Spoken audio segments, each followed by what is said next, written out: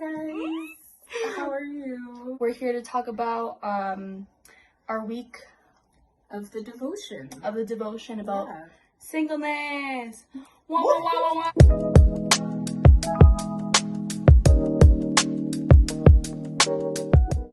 So we're just gonna take a couple minutes just to talk about some things that we took away from the devotion, and I really loved this devotion, and it was very convicting for me, as I said before, because I think that because I've been single for so long, like I get very caught up in the, oh my god, why? Like, oh my goodness, I want a partner. Oh my goodness, I want to be in a relationship, and I think that I'm ready.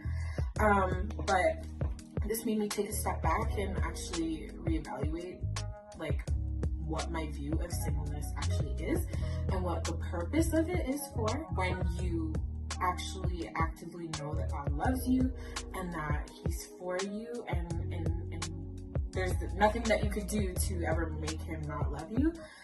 Then I'm so sorry. Turn off the alarm.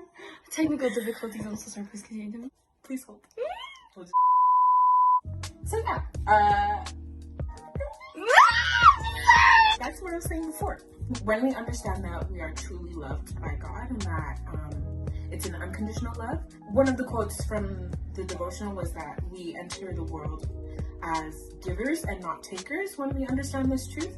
And I think that's so important, because I just don't want to take from people. And I think that if you're a partner who really just only takes from a relationship, then there's nothing that is beneficial to your partner. There's nothing that is given. Something I also really liked about this devotional was that singleness doesn't really have to be about bettering myself, even though I do want to. It can also be about spending my time serving and working and following what God has asked me to do as a believer and spreading the gospel. And so, okay, for me, I think something that kind of resonated with me was a lot about having like so much more time and freedom to, I guess, put towards, I guess, serving God, if that makes sense. Because Lord friggin' knows that when I get a man, that's all I'm gonna talk about. That's all I'm gonna want to talk about. I'm just gonna be obsessed.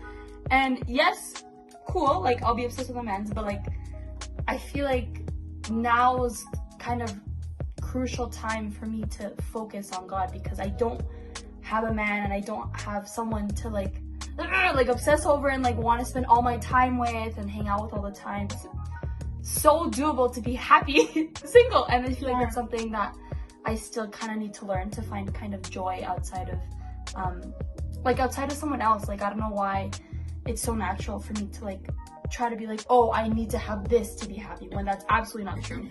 We need to kind of look for joy in that source of love from literally the giver, you know. And so I feel like that's kind of where it would be the most, I guess, pure, if that makes sense. Like something that's so much more raw and not like, I guess, fake in any way, because like when you're in a relationship, you want to kind of put this persona out to kind of be a sort of facade in a way, or like be some type of way to get someone to like you or to get someone to keep liking you or whatever. But with God, it's just like pure raw emotion. Like you can be like the ugliest, the weird, like whatever, and He'll still love you, right?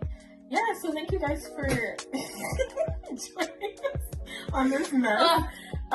Travesty. Yeah, we love it, and we love you, and we're so excited that you wanted to do this with us. Yay. This is part 1, so stay tuned next week for part 2. We're going to be talking about something else that's going to snatch our throats. Woo! Temptation. Let's hope it snatches your throats too. So get ready. Get ready!